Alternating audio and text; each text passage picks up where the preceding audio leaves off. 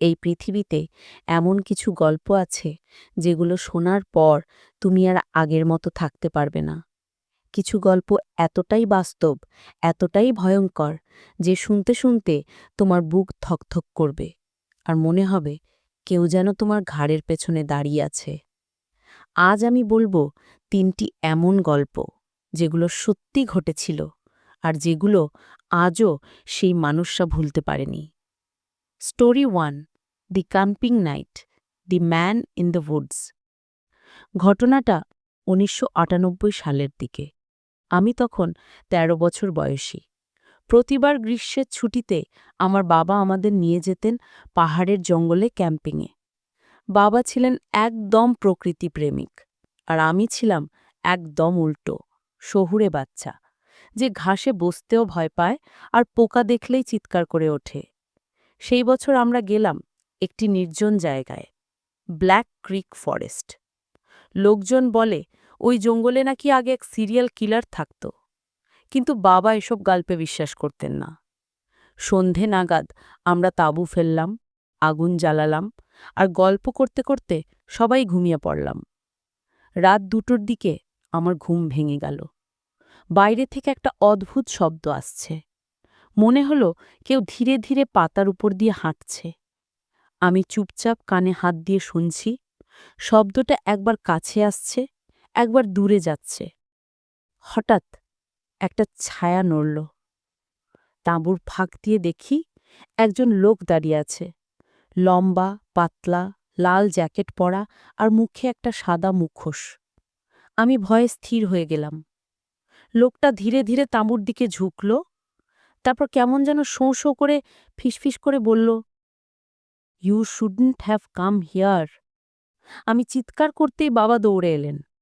বাইরে কিছুই নেই, কিন্তু সকালে দেখি আমাদের তাঁবুর পাশের কাদায় একটা পায়ের ছাপ আর পাশে একটা পুরনো ছুরি পোঁতা। পরে জানতে পারলাম সেই এলাকাতেই বছর ২ আগে একজন খুনি ধরা পড়েছিল। সে নাকি ঠিক ওই জায়গায় মানুষ হত্যা করত, আর পুলিশ বলেছিল সে কখনো ধরা পড়েনি, পুরোপুরি শুধু নিখোঁজ হয়েছিল। আমি আর কখনো ক্যাম্পিংয়ে যাইনি। Story 2, the 2016 clown incident. Do you want to play? ২০১৬ সালটা আমেরিকার ইতিহাসে একটা অদ্ভুত বছর ছিল। সেই সময় সারা দেশ জুড়ে ছড়িয়ে পড়ে একটা আতঙ্ক, কিলার ক্লাউনস। রাতে রাস্তায় লোকজন ক্লাউন সেজে ঘুরে বেড়াত, কখনো ভয় দেখাত, কখনো আক্রমণ করত। আমি তখন কলেজে পড়ি, এক ছোট শহরে। এক রাতে বন্ধুর জন্মদিন থেকে ফিরছিলাম। রাত প্রায় ১২টা। রাস্তা ছিল ফাঁকা, বাতাসে একটা অদ্ভুত গন্ধ। জানি না কেন, কিন্তু গায়ে কাঁটা দিচ্ছিল। হঠাৎ রাস্তার মোড়ে দেখি একটা ক্লাউন দাঁড়িয়ে আছে, লাল স্যুট, নীল চুল আর মুখে ভয়ঙ্কর হাসি। ওর হাতে একটা লাল বেলুন। আমি ভাবলাম হয়তো মজা করছে কেউ। আমি গাড়ি চালিয়ে পাশ কাটিয়ে যাচ্ছিলাম। ঠিক তখন দেখি সে ধীরে ধীরে আমার গাড়ির দিকে হাঁটছে। তার চোখে একদম কোনো অভিব্যক্তি নেই, শুধু তাকিয়ে আছে আমার দিকে। আমি গতি বাড়ালাম, কিন্তু ও দৌড়াতে শুরু করল। বেলুনটা ছুঁড়ে মারল গাড়ির উইন্ডশিল্ডে। বেলুনটা ফেটে গেল, ভেতরে রক্তের মতো লাল তরল ছিটকে পড়ল কাঁচে। আমি প্রায় দৌড়ে পালালাম গাড়ি নিয়ে। পরের দিন খবরের কাগজে দেখি ওই একই এলাকায় এক ক্লাউনকে পুলিশ ধরেছে। তার ব্যাগে ছুরি, বেলুন আর লাল পেন্ট ছিল না, ছিল আসল রক্ত। ও বলেছিল, "I just wanted to make people লাফ।" কিন্তু তার হাসি ছিল মৃত্যুর হাসি। শেষ গল্পটা শুনে হয়তো তুমি রাতে ঘুমাতে পারবে না।